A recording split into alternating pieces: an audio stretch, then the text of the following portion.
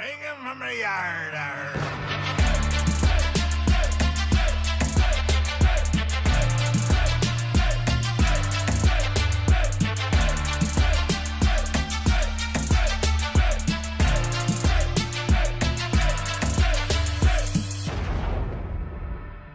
Man, did you see that new intro? Man, I have to tell you what, Paul over at Diecast Graveyard made that for me. And evidently, Cole over at the... was it? Can't think of his channel name. Yeah, he's right there. Cuda's Diecast Customs. Apparently, he talked to Paul and said, "Hey, can you give Don over there at Diecast Pirate an upgrade?" And he sure did. He contacted me. He's like, "Hey, get a hold of me, brother. I got something for you." It's like, "What? I'd like to help you out." And I said, "Okay, what do you have in mind?" So, and that's what he did. Like, I am so blown away by that. I cannot thank him enough for making that. And hey, there's this thing. I'm super excited about this build. Not this truck, but this Porsche build we're about to get into, guys. Get kind of emotional and choked up at the end of it, and I apologize for that. This build comes out great. We have some trials and tribulations along the way. And you'll see it in the video. I'll put in as much as I can. Try not to make it too long, but it's going to be longer than I want it to be. This is actually, we'll talk about this soon. This is the build that's going to be coming up. Coming into the rotation. Not a weekly build, but something else. Which I'll be announcing sometime in the near future. So, alright. Let's get into it. Hello again, this is Don the Diecast Pirate, and Andrew over at Maple Leaf Matchbox Makeovers invited me to take part in his 1,000 subscriber 1 year anniversary Porsche build-off giveaway. And the rules of this is it can be any diecast car as long as it's a Porsche. And the only rule is once it's done, you have to give it away. So I am kind of thinking that I have an idea in mind for this, so stick around to the end of the video and I'll tell you all about it. Alright, so this is what I'm kind of thinking for the wheels, but we'll take a look at it after I get the color on that it's going to be and see how they look with it. For right now, I have not attached them into the base because the base is going to be a different color. So therefore I don't want to keep taking these in and out. Once these are ready to go in for good, I will snap them back in place. Or we might go with something a little different. I'm not exactly sure yet. I'm really liking how these white wheels are going to look with this, but we're going to have to see how they look with the final color. So this one just has the base. The interior piece has the front turn signals and the rear taillights attached to it, so we'll have to address that when we go to do the reassembly. And the interior, we might do a little bit of detailing in there. But okay, you guys. So I had so much going on with the builds that are coming up this week. This build today, the one on the 15th, and then the middle of the week with for St. Patrick's Day. So I just went back and looked at the last video that I recorded, or the last segment that I recorded of this car, and I had not done anything. So let's get you up to speed. Okay, so I stripped it in the aircraft paint stripper, and I buffed the body with the brass wire wheel on the Dremel, and then I went over it with flits with a buffing pad, and I polished it with sanding pads ranging from, I don't know, 6,000 up to 12,000, maybe 2,000, I don't know. I remember exactly. It's the first time I did this, so I didn't want to record it in case it didn't work out, but I had practiced on some other cars at the same time. Now, the reason that I polished it, and here's the thing, is when I decided on this car, I knew that I wanted to do a Candy 2.0 for the first time. My first couple of thoughts were, I'll get a midnight blue, so I got the midnight blue, and I also have the emerald green. I was like, either one of those would be a great color, and then somewhere in the middle, which is what I'm going to put on this car, is the Tealicious. Okay, so I love blue, I love green, I absolutely love teal. Okay, so we'll use these in the future on something else. Stepping out of my comfort zone and doing things I've never done before and building my skill set up. So in future builds, when I go to do things like this, I don't have to think about it as much. I mean, the first time you do things, I always myself have to put in more thought. So after I've done it a few times, it's always easier. So I will come back to you when I'm getting ready to spray this. Okay, so before I paint this, I wanted to come back and tell you what's going on with these paints, because I've never used them before. I've been looking up a lot of things online, reading things, watching videos, really wrapping my brain around what this exactly is. Okay, so we have the Candy 2.0. It's water-based, and we're going to mix it with the UVLS clear.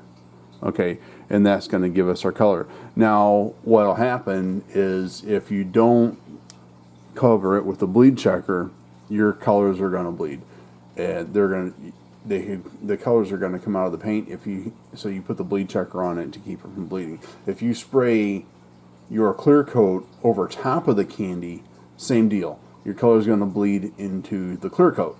So we're going to do the Candy 2.0 Tealicious with the UVLS clear.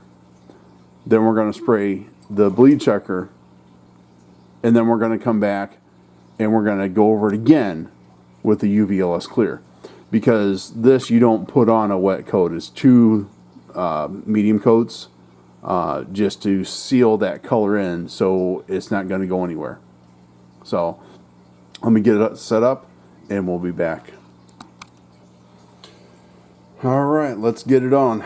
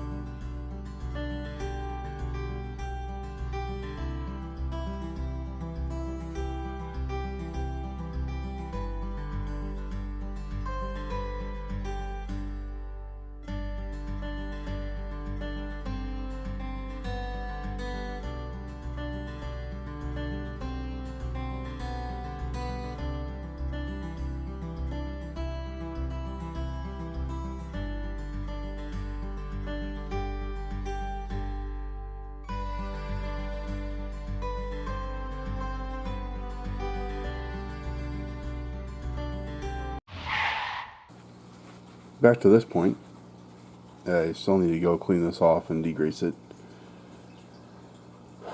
Laid that Createx 2.0, or the Candy 2.0, on way too thick, and you know, it's part of the learning experience. You know, I'd seen that in the video that I watched the other day. You don't use a heavy hand with it, and you put it on real light because it doesn't like going on heavy. And I put it on heavy, and it dried with an undesirable finish. So we'll get it cleaned up, degreased, let it dry out. Got to put the liquid mask back over the headlights, let that dry for a while, and then I can spray some more color on it. See how it comes out. Alright.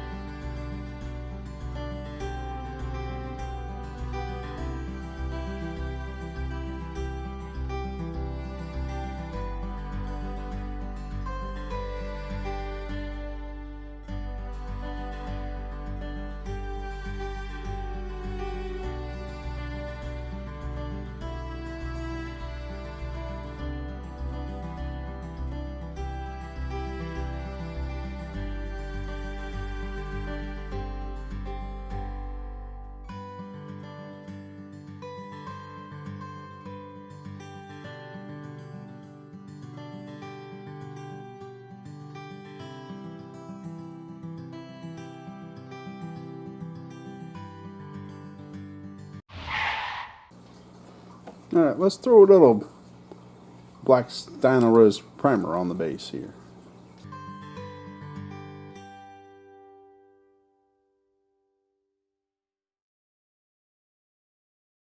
Okay.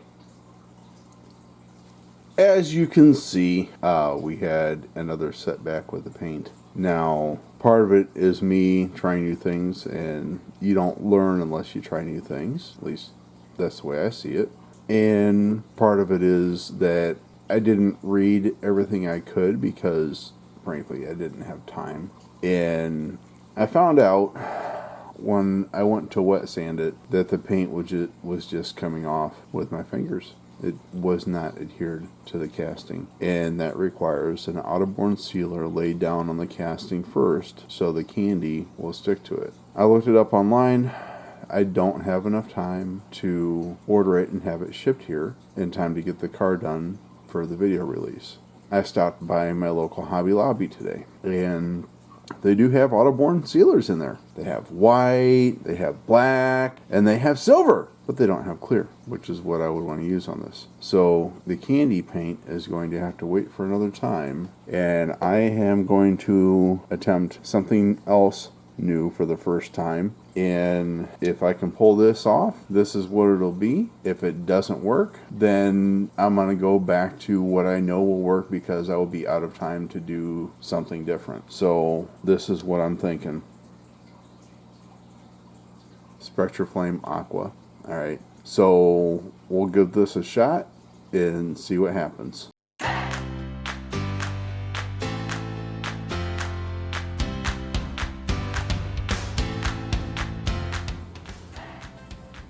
I forgot to push record both times when I started spraying the paint, and remembered the second time after I was already laying it on. You may not believe this.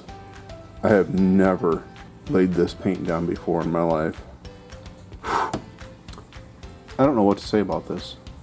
And some of you may wonder, well, how did you get that perfect of a Spectraflame paint job the first time you ever used it?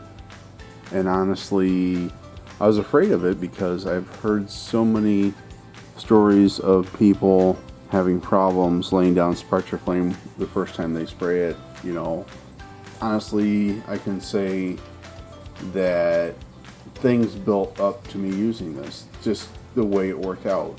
You know, I was spraying the enamels from the Redline shop first, and then I sprayed pearlized Createx on this strip teaser. The next thing, and you'll see in my video Monday for the Diecast Mafia, is, and I don't really want to show the color here, I sprayed some Tamiya, okay, which is a really light paint. It goes down beautifully, but I had to, so for the pearlized, I had to really up the air pressure on the airbrush, and on the Tamiya I had to turn it down. So you may wonder, well, what pressure did you set? Let's say the pearlized has to be over 50 psi, and the Tamiya was like, I don't know, less than 20. I probably set that at like 18 maybe. On the Spectraflame, when I was stirring it, mixing it with a hardener, I saw how thin the viscosity was. And when I set the air pressure for my airbrush, I looked up online what the pressure should be, and they said around where it should be. And I turned it down to that number. It felt like the air pressure was too high. It sounded like it. And so what I did is I held the trigger on my airbrush down, and then, you know, with my left hand, and I adjusted the air pressure with my right hand until it sounded right. And then when I went to clean my airbrush, I bumped it back up over 20 to clean it out. And I didn't look at what number it was set on. So hopefully the next time I spray this stuff, it comes out just as good. So we'll see. I mean, there's that. I'm going to go ahead now and polish up the glass, and then we're going to get into doing some detailing. I'm going to get that gear shift too. We're going to use the silver Sharpie because this is going to be much more controllable. Now,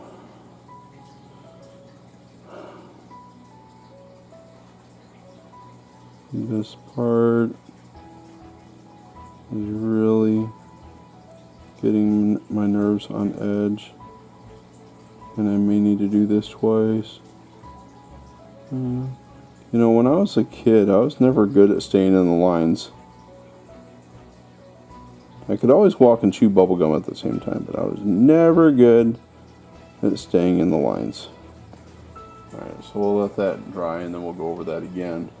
Ladies and gentlemen, I present to you the Porsche 911 Inspector Flame Aqua sporting Samed wheels.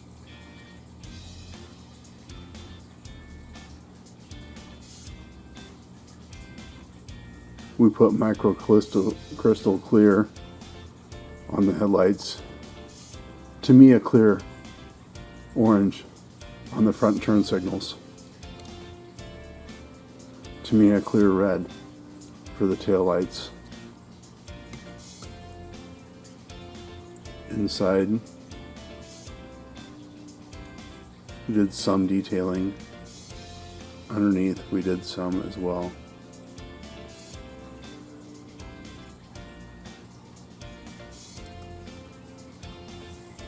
It was a real struggle. Okay. It was a real struggle. But we got there in the end. You may wonder why, Don, why did you want this car to be so perfect?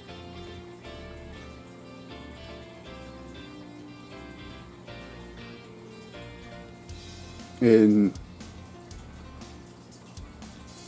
part of this build is there's only two rules. There's one, pick any Porsche 1/64 scale and build it any way you want. And number two, you have to give it away. And I knew right away when Andrew told me that this car was going to one of you.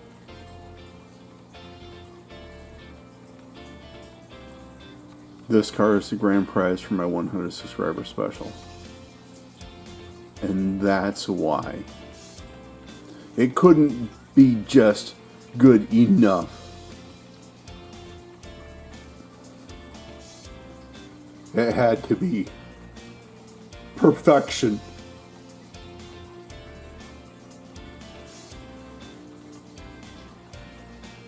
I can't even see this right now.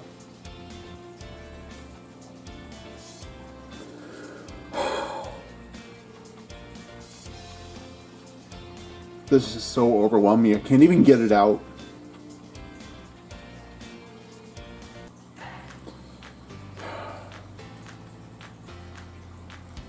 Thanks for watching. If you're not subscribed, please consider subscribing. Click the like button. I love seeing all the likes. And put a comment. Tell me what you think of this. Ring the bell for notifications. As always, this is Don, the Diecast Pirate, and I will see you next time. So I'm going to go ahead and use the foots and attempt to polish these windows this way. I've never done this. I've never used the flits to polish the windows before, but I've seen it done. So we'll see how it comes out, huh? Bring 'em from the yard.